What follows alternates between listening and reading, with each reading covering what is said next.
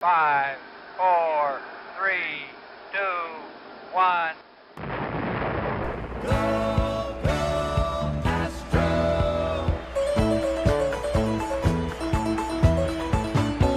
Here come the Astros, burning with desire.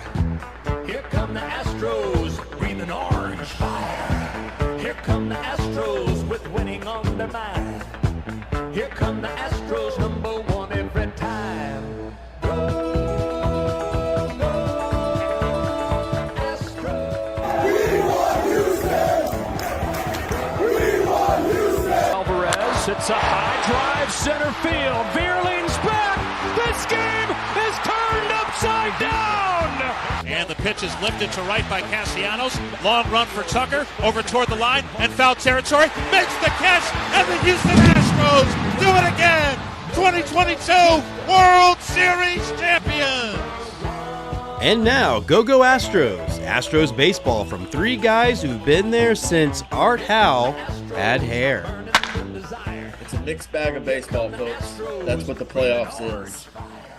It is after game 2, the post-game, post-homestand wrap-up for Go Astros. I'm Andy Tomchesson. That's James Christopher, and that's Brian Arbor. I'm sure we are all feeling different levels of, let's just say, lack of happiness.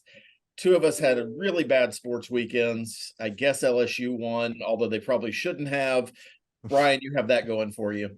Other than that, I don't even know what to take out of this. The Astros split the series, split the 2 home games, winning 5-2 on Saturday and losing pretty badly 6-2. And those 2 runs ultimately didn't matter other than for Yordan Alvarez's bubblegum card. I'll start with you, Brian. You wrote a Substack on it overnight, published it this morning. The story's Framber. I mean, I think there's a couple stories, but the story's Framber. What's your takeaway? Yeah, I think I sort of led with sometimes it's really complicated and hard to explain baseball, but last night's pretty simple. Framber Valdez was not good, and Pablo Lopez was.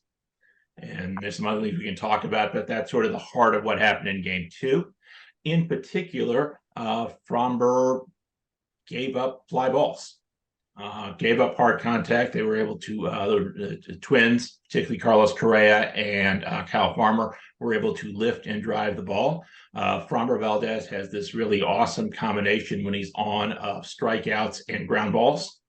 And part of I went and looked through the numbers on the second half of the season, and he's given up a lot more home runs. He's given up a lot more power. That's the big difference between the first half of the season when he's an all-star and the second half of the season when he wasn't. Jim, Astros.com calls last night a rare night off for Framber Valdez. First of all, let me clarify. If my energy level seems low, I'm actually under the weather. I'm not moping. It was a crappy sports weekend. I'm probably actually still more upset about what happened in the state fair on Saturday than I was about anything last night. Look, no, it's not a rare. It has been not. I wouldn't even. It's not even just second half. Framber's been inconsistent since about June, and you got more of that. And I know that we're going to break down this and talk a lot about what we think is going to happen, but Brian, you've pointed out a bunch of times. Last year was rare. This is not as good a baseball team as it was last year. It's still a team capable of winning the World Series. It's just not going to happen the way it did. And there's a lot that we have there's a lot going on with everybody's reaction to last night's game, which I do want to touch on a little bit later on, but Framber's not been consistent for a while. He's been either great or super hittable. And last night, you can't do that in the playoffs when going in, you're not going to get a lot off the starter. You're going to have to hang around and hopefully get to the bullpen. I think another component to it, and I'd like your takes on this, is it's fairly obvious to me that Carlos Correa is in Framber Valdez's head. Oh, yeah. Correa was playoff Correa last night, 3 for 4, 3 RBI. Did not try to murder the ball, although he hit it, as far as you can in Minute Maid Park without it actually going out for that first hit. he's batting 533 so far in the playoffs with a 1.321 OPS. We have Jeremy Pena though, so he doesn't cost as much. I guess that's a thing. How much is there to Framber's inconsistency? And I know we've talked about this a million times, Jim, with the inability to focus and stay focused in a game. It's the only thing I can imagine. And I don't think you forget how to pitch. And I think that he'd been really good last year, obviously he was great. And then he was really, really good for the couple of years prior to that. And while he did come up in the minors when there was a pitch clock, it wasn't enforced. And it really wasn't enforced in the minor league level until last year. And so the only thing I can think of is that there's a rushing situation going on. And I know that we were worried about Luis Garcia and that and how the pitch clock would affect him. But really and truly, it's the only thing that I can imagine, because the stuff is still good when it's good. Yeah, but his stuff is more inconsistent this year. But I'm wondering, is his stuff inconsistent because he's rushing through his routine because of a pitch clock? Yeah, to that I don't know, other than to say, right, and just look at the results, right? The results are, he's really good in the first half of the season. So what changed? Well, some of it is, hey, variation happens in baseball. People aren't always the same no matter what. Second is his velocity's gone up a little bit, but with that has been less movement on his pitches. And it's something I think they would try to back him off from. Is that him rushing and throwing harder? Maybe, I don't know. Sometimes this is just what happens too, which if that's the case, maybe it'll just happen in his next start that he'll be better. We talked inconsistencies, and I feel like we've been talking about Framber's inconsistency for a while. The other inconsistent thing that happened last night is our offense. 2 through 7 went 3 for 22 last night. There were opportunities for the Astros to be in this game and be in this game early offensively, and they chose to take none of those opportunities. A lot of that is Pablo Lopez, and I don't want to take anything away from him, but if you believe what we all believe, that the Astros have all-star level hitters, top of baseball level hitters, frankly, at several positions, when none of them come through outside of Jose Altuve. And I'm not taking anything away from Jordan's home run. He's had a great series so far, but he was still 1 for 4 and left a lot of guys on base last night. Bregman I don't think has a hit yet in the postseason. And he has one. I don't know what's happened to him. He hit well the last week of the season, but before that he wasn't doing anything. Tucker has struggled. Just down the line, you can just go, so far our offense is Altuve, Alvarez, and Pena, and not much else. And I don't know how you win games like that. Start with Brian on this. What are you seeing offensively? Was it just a great Pablo Lopez last night, or are there other things going on? Yeah, I think the first thing is a great Pablo Lopez in particular. He was 1 for 6 with runners in scoring position. Particularly notable, the Pena double was the leadoff, and then they couldn't advance him. They had some opportunities against Lopez, and they weren't able to take advantage of them. And the one hit didn't drive in a run. So yeah, that was bad luck. So such is life sometimes. But again, they scored 6 runs in game 1. Again, not going up as good at pitching. They hit 3 home runs, and as I pointed out in sort of game 1, the big difference in game 1 is they actually were able to drive in some runners with scoring position, had good base running. They took advantage of opportunities, and the Twins did not. Short series baseball is a lot of, random events, and you want your random events to work together. Over the long period of time, the Astros are definitely going to out-hit the Twins. But we're not dealing with a long period of time. We're dealing with 3 more games. So they need those hits to happen with runners in base. They did to a little bit on game 1. They could really use They could really use that in games 3, 4, and hopefully not 5.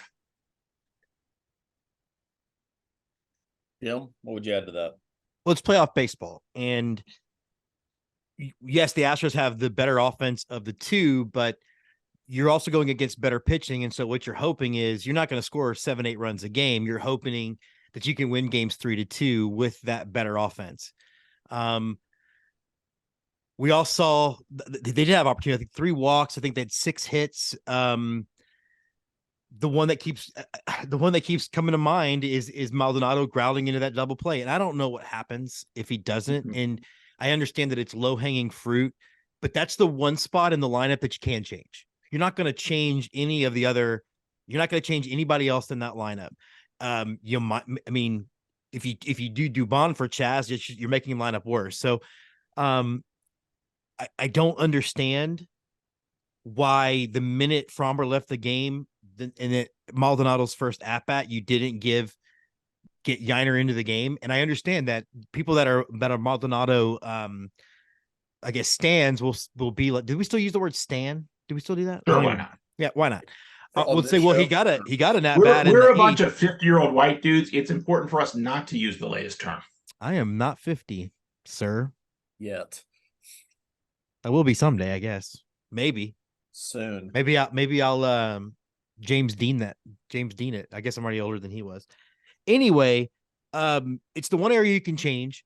I don't understand why he wasn't in there when the minute Framber left the game, the next at-bat, Maldonado should have been replaced with Yanier. And I think for as many people want to now point to the fact that Yanier got a chance to hit and he didn't get an out, you can't judge him on one at-bat. You have to have him get into the flow of the game to really have a chance to actually be effective. And so I guess, again, low-hanging fruit, but it's the one area of the offense that we can change. We can talk about how baseball's random, and if we're going to do is chalk baseball up to being random, we shouldn't do the show, because other than that, there's no point in breaking it down. If it's just going to happen, how it's going to happen. But that's the one area where they can fix, and they didn't fix it. So baseball's played on the margins. You can't give up 6 runs. That's the bottom line. Yeah, no, absolutely. And look, you make decisions to put yourself in the best position to increase your odds. It only increases them by a point or, a percentage point or 2 in the overall thing. But hey, they should have pinch hit Yiner one at bat earlier, because maybe he gets a hit there. Maybe that leads to something. It probably wouldn't have, because the most common outcome of any baseball event is an out. But you increase your chances there. And I think even too, you at least look like you're trying. And I know that, I know this is not a public relations job, but you at least look like you're putting an effort in. And I think people will at least appreciate that. So, and refresh my memory, but Pena's double, never mind. I'm not even go down that line of thinking. I'm with you on the Maldonado piece. I hope that the Astros front office is seeing what all the fans are seeing at this point, and that there is no idea of flirting with re-signing him again in the offseason. I love Martin Maldonado. I think he has been a great asset for the Astros, but his ability to be an everyday player is pretty much over. And let me just point out to people that are listening before Andy continues, you can have both conversations. Yeah. Like the people that are booing Correa, that's moronic. You can say, just like we did with Yuli last year, we still appreciate what you did before. Your ability to do it now isn't there. And for the betterment of the franchise, it's time to move on. Hey, if they want to hire Martin Maldonado as a coach next year or any time in the future, great, 100% behind that. Not just as like he can still contribute and he's a future manager. And if he's a future manager for the Astros, that's a path I'm very sort of happy with. Here's the thing. If they offer Martin Maldonado a contract, he should take it with the Astros, because, again, he's got more advocates for him on this team to get playing time than anywhere else. But that's an off-season discussion. Yeah, and we're not there yet, guys. Yeah. Understood. Yeah. It's just that's my thought as I'm watching that struggle last night.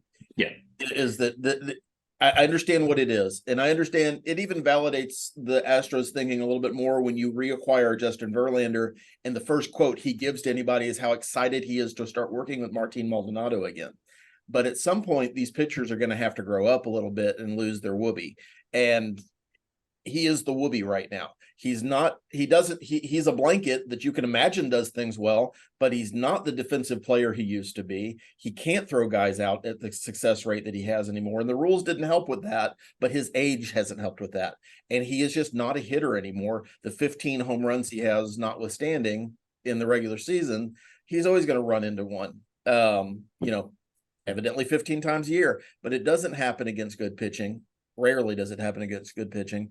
And he's a liability in a lot of aspects of the field. Well, that being said, the loss is not on him last night. No, of course not. It's a whole lot on Framber giving up 5 runs and the rest of the offense not showing up. And I want to be like to those guys, dear Justin, dear Framber, do you want your Whoopie or do you want some run support? Like those seem to be your binary choices at this point. But sort of regardless, that's one spot in the lineup. And as Andy pointed out earlier, lots of the lineup didn't hit yesterday. They did better in game 1. The Astros' advantage, James, you pointed this out earlier here, is they've got better bats, and they particularly have better bats at the top of the lineup. They need their top guys to really sort of be big and produce. We saw that in game 1, where you got a home run from Altuve and 2 from Alvarez, and then you didn't see enough of that in game 2, particularly from Tal Tucker, who I think is the 3rd best hitter or the 4th best hitter in this series. So, hey, they just need more guys to hit. Now, big challenge in game 3 is the Twins have another good starting pitcher. Twins have lots of good pitching. Sonny Gray, who was 3rd in the majors in ERA this year. So another big challenge. And we'll get to the next game in just a second. The theme today seems to be random. Playoffs are random. The Astros are still the only team who have won a home game in the division series so far. I think there's surprising results all around. I know Brian and I have a slight disagreement. I think Atlanta and LA are in some real trouble in their series, even though they're only down 1 game. Baltimore obviously is on the ropes. They're going to have to win 3 in a row because the Rangers are in one of their cycles where they're hitting everything. They also showed a little bit of their bullpen last night with giving up 8 runs and only kind of barely squeaking by with an 11-8 win. But I want to look at the National League for just a second because it's depressing to keep talking about the Astros. How much trouble are the Dodgers in with Arizona, and how much trouble are the Braves in with the Phillies? And okay, well, I think Jim on this. Braves and Phillies, I think, was a toss-up going in. The Phillies got hotter. The Braves had injuries to their starting rotation. They trended in the wrong direction as the season ended. Look, Brian and I are going to disagree on how much psychology can affect things. I don't know how you come back from 11-3. Maybe the benefit is they did have a day off, but they got ambushed by Arizona. I don't know how you run Kershaw out again in that series, but I think they're both in real trouble for 2 very different reasons. I think that Philadelphia matches up with Atlanta really evenly.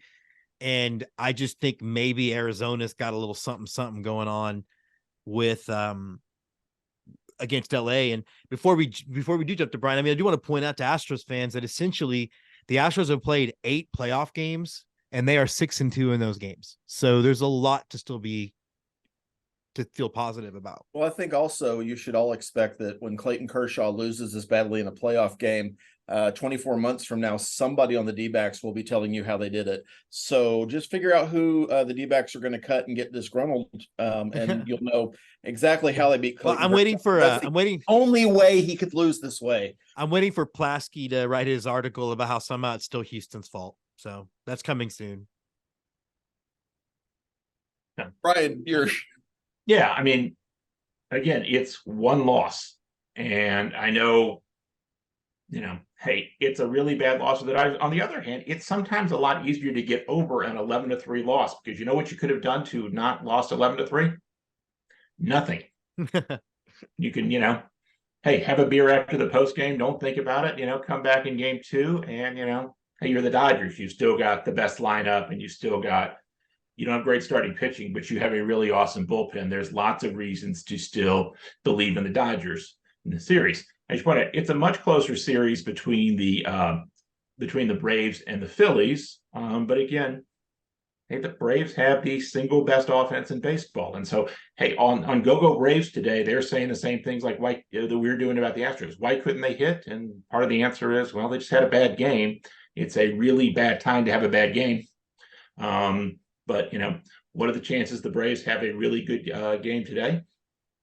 Pretty good, because, well, they've had a lot of them throughout the season. So again, if the Braves hit, they'll be fine, but they're like the Astros. They need to hit to win, and they didn't do that in their last game. And then the last game we should probably talk about, or series we should probably talk about a little bit. I think Baltimore has clearly shown that they were not necessarily ready for this level of pressure in the playoffs, and it's a division series. You've got to give all the credit in the world to the Rangers because they've shown up and played, especially after how their regular season ended, where they very easily could have just tanked it. They won their wild card series. They swept it. They've won the first 2 games of the division series. They only have to win one of the next 3 to advance to their first ALCS since 2015? No, 2012, something like that. It's been a while. I know it's going to pain Jim to talk about anything nice about the Rangers at all, so I'll start with Brian on this.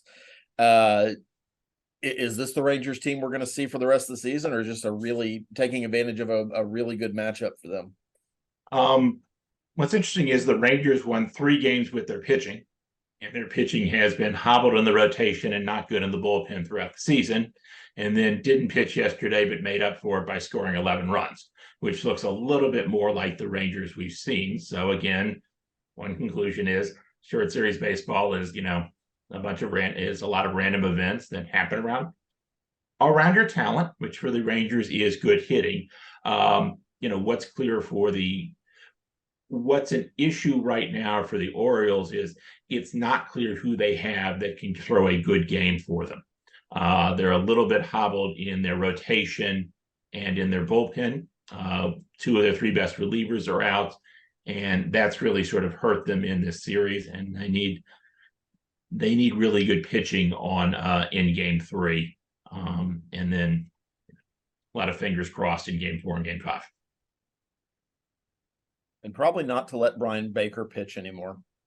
I mean, if you have an 81 ERA, you're done for a 5-game series, I think. God, Craig Kershaw would kill for an 81 ERA. Half.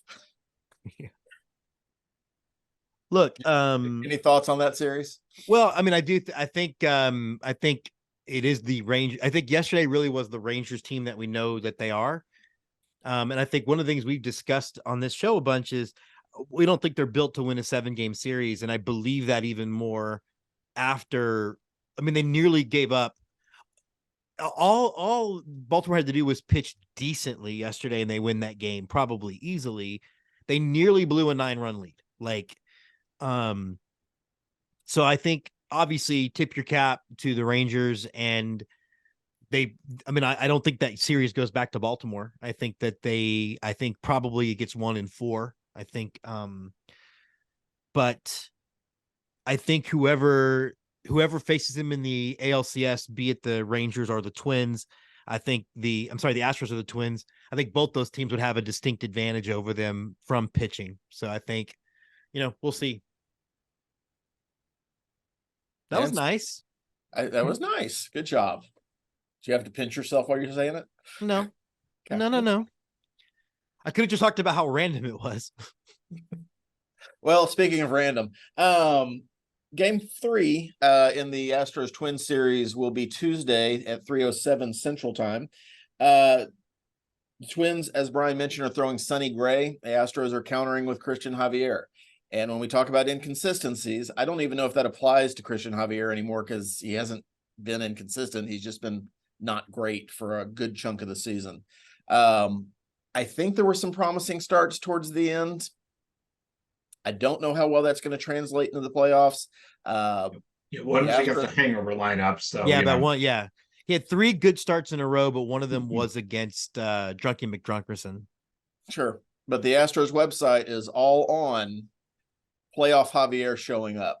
So, Brian, we'll start with you. What are we going to see on Tuesday? No hitter. Oh, sorry. That's From which team? Me being Astros.com. I don't know. And I think that's, an answer I wouldn't give you on the rest of the Astros starters, that you could see Javier, you could see playoff Javier. You're more likely to see what we saw this season, which is a lot of inconsistency and more walks than you like. So one big question in this game is, how long do you go with Javier? And what do you do, say, third time through the order? Dusty was real aggressive in using his bullpen in like the 2021 LCS, in part because he had Christian Javier. Was less aggressive about it in 2022. And last night, I thought he left Framber and a few batters too much. I'd love to see him be more aggressive with Javier here. And maybe we'll get Hunter Brown or JP France for a time through the order in the middle inning. So you could see some type of piggyback situation to get to the last three guys, which are very strong for the Astros, and Neris, Abreu, and Presley. I think the only look, the only thing to do is I'm a big Javier fan. I think he's had a weird year, but I don't think that's him. And the only thing to do is hope that playoff Javier shows up. I'm with Brian. I do think you have to manage aggressively. I think you have to be prepared to keep people off balance. I thought Hunter Brown last night looked really good coming out of the bullpen, and if that's kind of what we're going to see out of that, then maybe we do have a chance. I really do believe that Javier will come out and be playoff Javier, and I have no reason to believe that, except for that it sucks to not believe it. So I'd rather be in as much a positive frame of mind about this as possible. And Javier, when he's on, is a really good pitcher. And the Astros hit better on the road. They've usually hit very well in target field.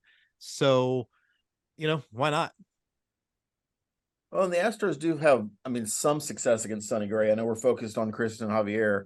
The alarming things for me, and I don't know if alarming is the right word, but just concerning, against Sonny Gray, the current Astros roster has one home run, and that was Jose Abreu, sometime in his youth. Probably not, anytime in the last couple of years. But the other guys have faced him a fair amount of times, except for Jordan and Tucker, who only have 5 and 6 at bats against him. Just matter of happenstance.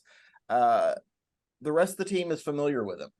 That usually bodes well for the Astros when it comes to seeing a pitcher they're familiar with. They know what they're going to be getting. Having said that, Sonny Gray has a modicum. I think it's a fairly good matchup for the Astros, as good as you can hope for, because for me, Sonny Gray is probably the best pitcher in the American League playoffs right now.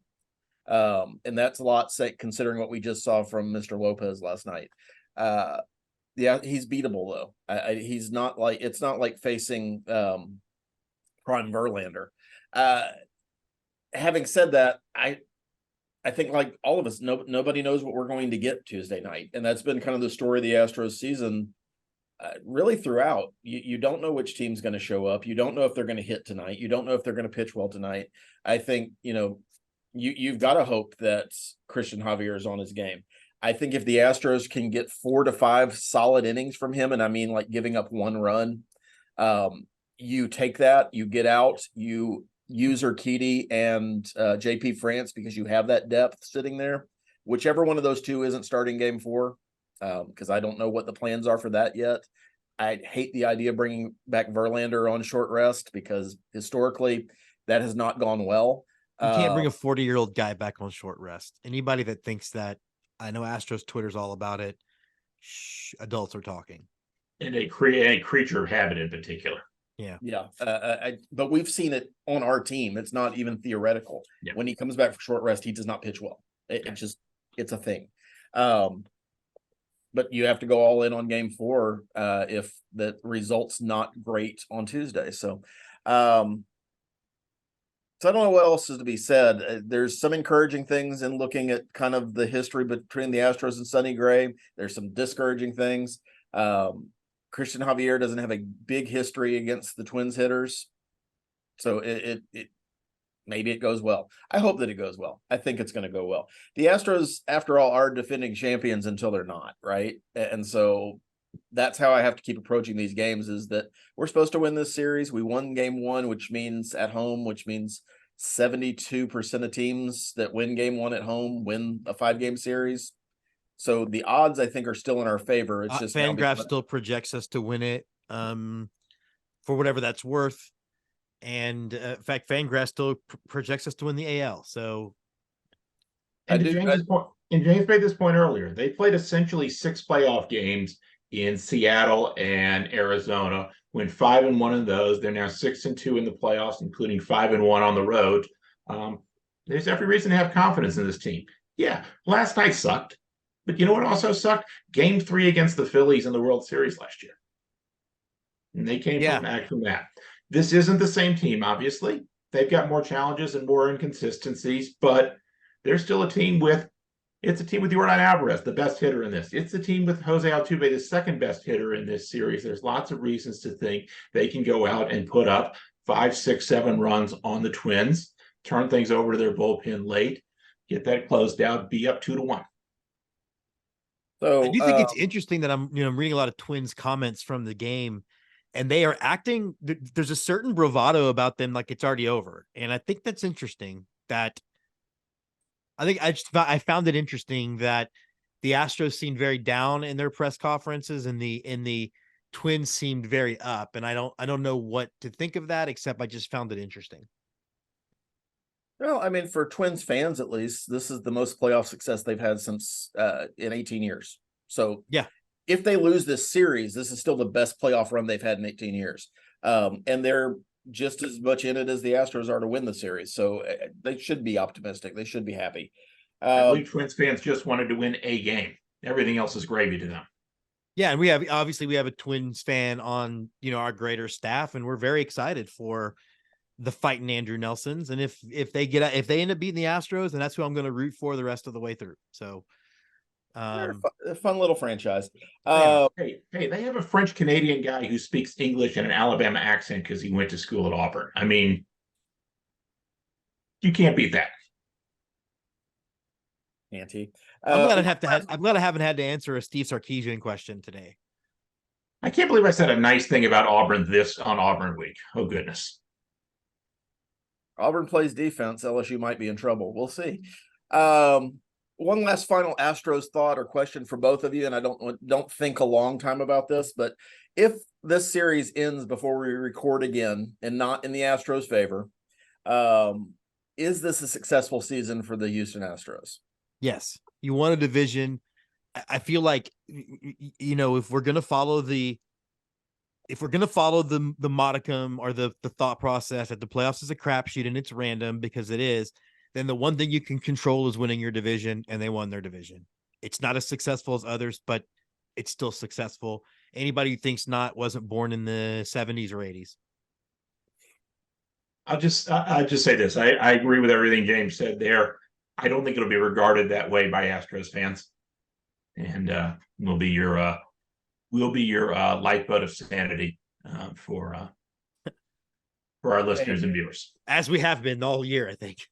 I mean, we outperformed Seattle, and their goal is to win 54% of their games, which is 88 wins, which will never get them in the playoffs. And they said that out loud. Can you imagine, like dear Astros Twitter, Astros fans, we can talk all we want about Maldonado and starting and third time through the order and Dusty. At least they never went out and said our goal is to be average. I mean, even if you just said 56% of your games, that's 92 wins. That probably wins you a division, or at least get you in the wild card most years. 88 doesn't guarantee you anything. There's variation up and down on the number, but here's the thing: if you're a Mariners fan, it's like, I don't want to win 54% of my games right now. I want to win 60% next season, because I've got this awesome pitching staff and Julio Rodriguez. I got stuff to build around.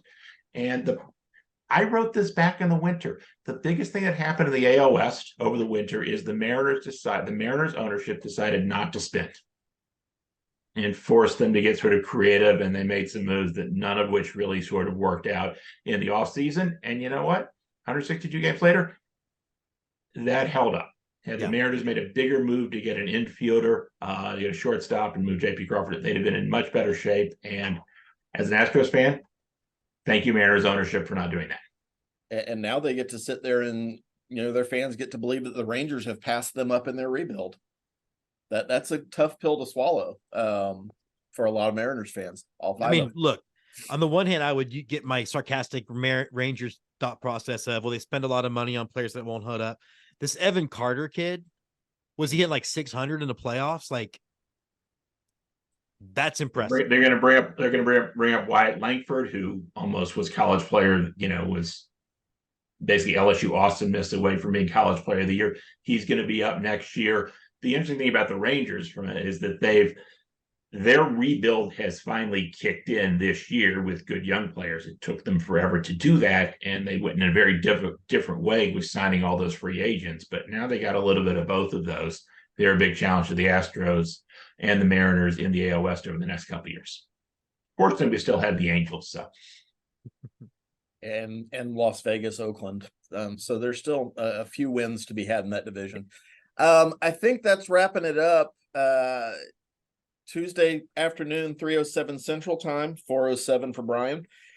And, the few people that live on the East Coast, Christian Javier against Sonny Gray. I guess we see what happens.